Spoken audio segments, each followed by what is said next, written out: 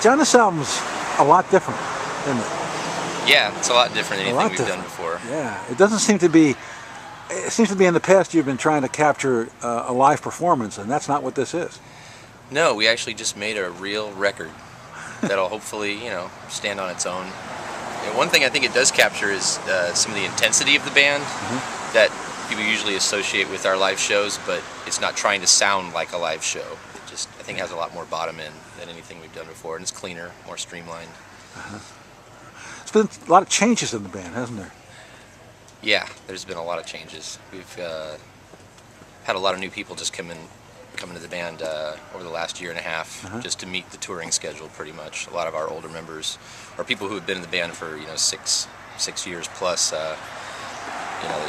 they could tour occasionally, but we weren't a touring band back then. Now that we're touring all the time, people with real jobs and families and kids and stuff like that find it a lot more difficult to be on the road for extended periods of time. So, it's very unusual for you to have an outside producer. That was new. Why did you do that, and how did that work? Well, we'd done everything ourselves, and we recorded, I think, 3 albums, pretty much ourselves, and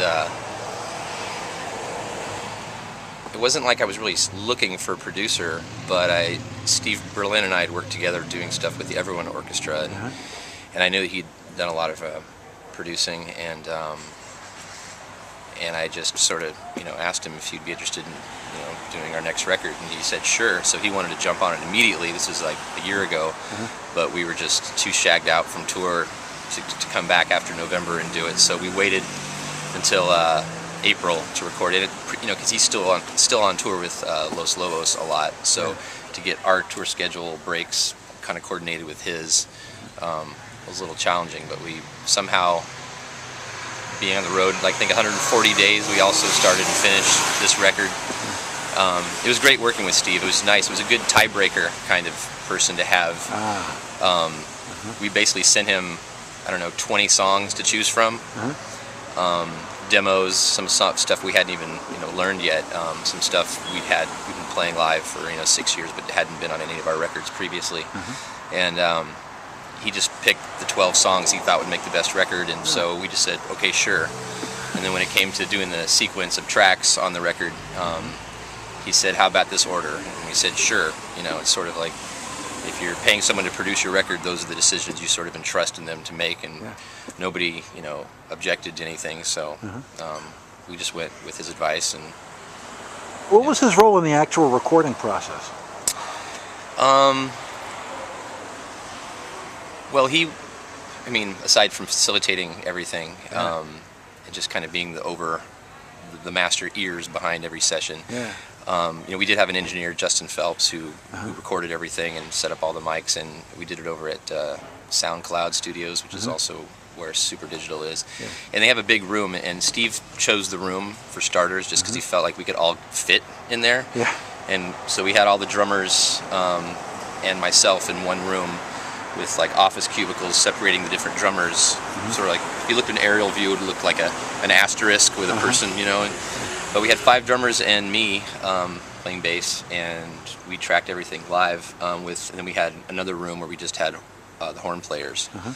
And we did about 2 weeks, or maybe 10 days of tracking, and then we left for tour again, came back, and then whoever wasn't there for those initial sessions did overdubs, and then we added the vocals the next time around and sort of layered it that way. But all the initial tracks were recorded live, and Steve was really good about getting us to just play another take if we needed to. And we recorded one song, it was great. We came to song 2, and he said, why don't we try a click? Which I thought that was going to be the beginning of the end. Like, we should get this many musicians all in headphones playing together to a click track. March 4th to a click track. Yeah. Oh my God. But we did. In fact, we played things so perfectly after 3 or 4 takes that he was like, can we do one more, but try to, make it less perfect? And we were like, God, make it less perfect. So we're not, how do you do that?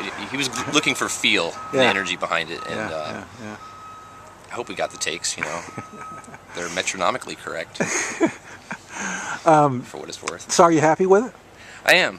I am. Yeah. I think in retrospect, I think I would like to not be on the road so much Uh-huh. while making the record, because coming back, especially the mixing state of things, like there's songs that I wish I could have brought this up a little bit more and this down a little bit more, and wish I could have redone this, but ultimately it is what it is. You know, I am happy with it.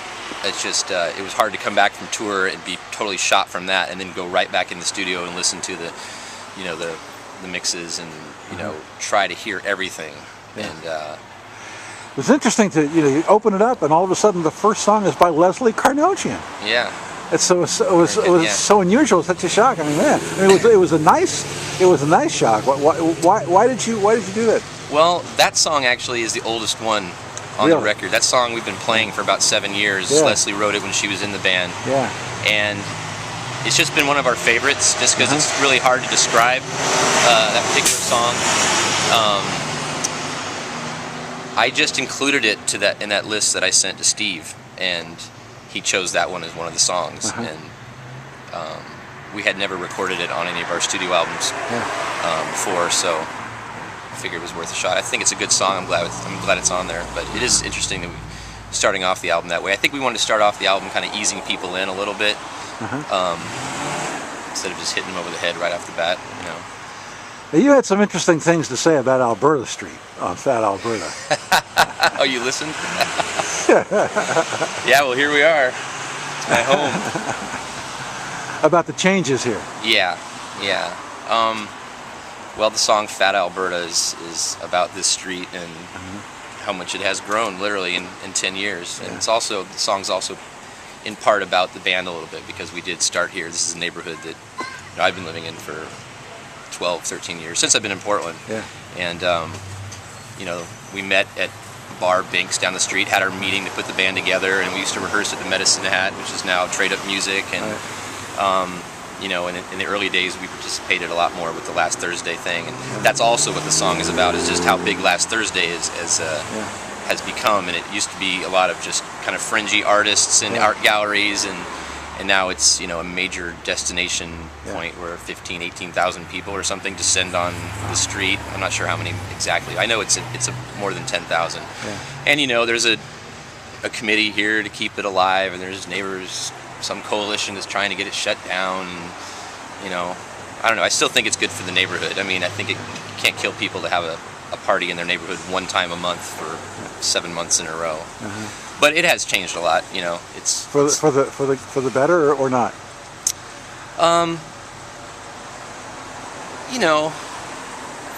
I think for the better.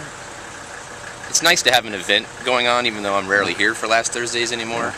But just like anything, you miss the old times.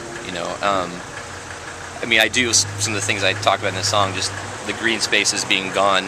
My favorite little field with nothing in it over there has now been leveled, and it's going to be some ginormous structure, which will bring more people to dine here on Alberta. I mean, it hasn't really affected me that much. Rent has doubled. But, I think you probably have to ask some of the local art galleries and local businesses and ask them if it's been good for them. Everything's just more expensive. People want to live in this neighborhood. It used to be kind of on the frontiers of, of Portland, really. 13 years ago, this street was capped off. This street here was capped off because of, a lot of bad things that used to happen back in the day. Yeah. So where are you off to?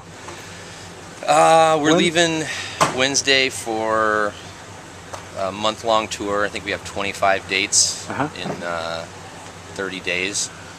Jeez. Starting in Salt Lake City, going through Colorado up to Chicago, then down through the Midwest to New Orleans, and across over to Florida. About 4 days and 4 shows in Florida, then up the East Coast to last show will be at Brooklyn Bowl in New York, or in Brooklyn. Right. Yeah. And then you'll have a CD release here? Yeah, December 3rd at this new venue called, it's a new old venue. It's called Star Theater. Oh, yeah. It's right across the street from the Roseland. In Old Town. Oddly enough, it's where we did our very first show on March 4th, 2003. Is that right? It was a club called Level for a couple of years.